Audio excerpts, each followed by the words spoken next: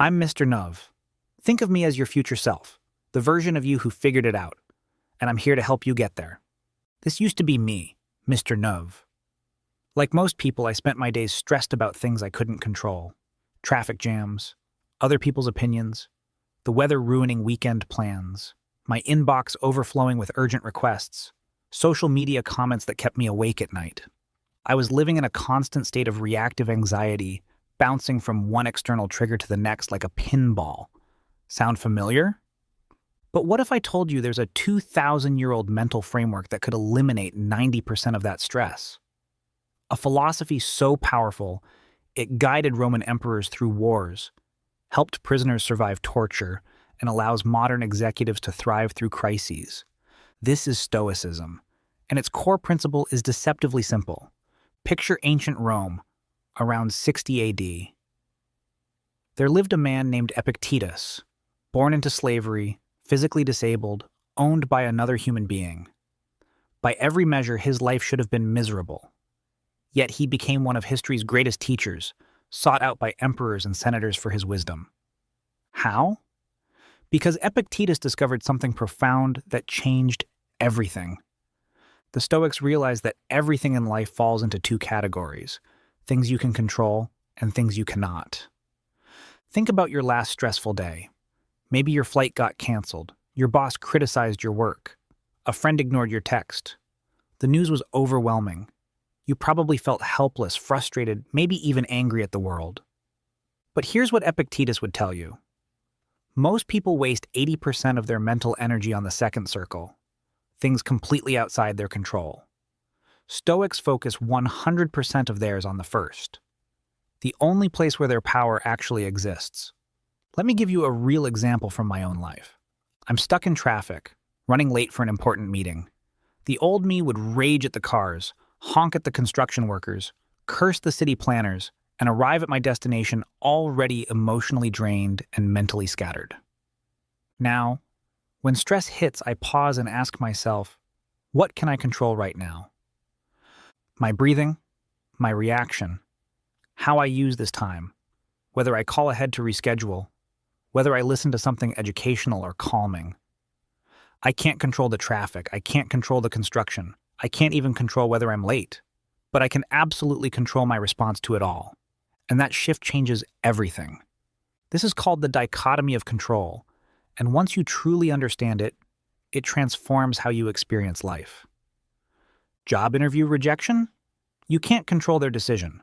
They might have already chosen an internal candidate, but you can control how well you prepare for the next opportunity, what you learn from the experience, and whether you let one no define your self-worth.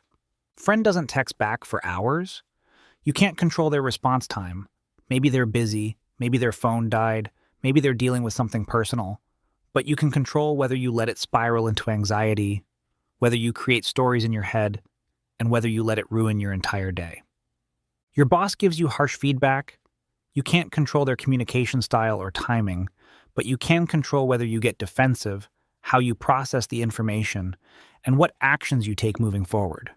But here's what most people miss about Stoicism, and why it gets misunderstood. It's not about becoming emotionless or not caring about anything. It's about emotional intelligence. It's about feeling your emotions fully, acknowledging them, but not being controlled by them. It's about being the director of your emotional life, not just a passive audience member. Marcus Aurelius, literally the most powerful man in the ancient world, commanding armies, ruling an empire, making life and death decisions daily, wrote in his private journal, "You have power over your mind, not outside events. Realize this, and you will find strength." Even emperors needed this reminder.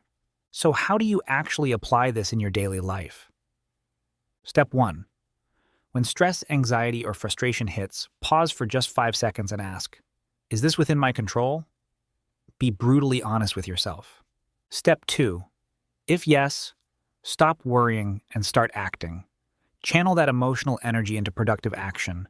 If no, practice acceptance and redirect your energy towards something you can actually influence.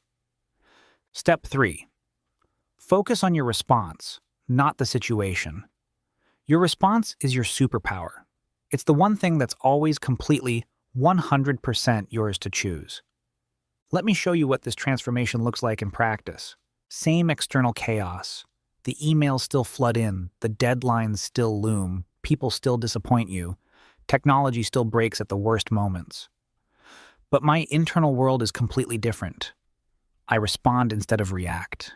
I influence instead of worry. I act instead of overthink. I've discovered something ancient and profound. You cannot control what happens to you, but you can always control what happens within you. And that internal control is where your real power lives. This isn't about accepting defeat or becoming passive. The Stoics were some of history's most effective leaders, warriors, and changemakers. This is about choosing your battles wisely. It's about putting your finite emotional and mental energy where it can actually make a difference. The Stoics built an empire with this mindset. Modern research confirms what they knew intuitively. People with an internal locus of control are happier, more successful, and more resilient. This is how you become your future self. The version of you who figured it out. Start today. When stress hits, ask yourself, control or no control? Focus only on your circle of influence. Your future self, calm, centered, and unshakable, is waiting for you to make this choice.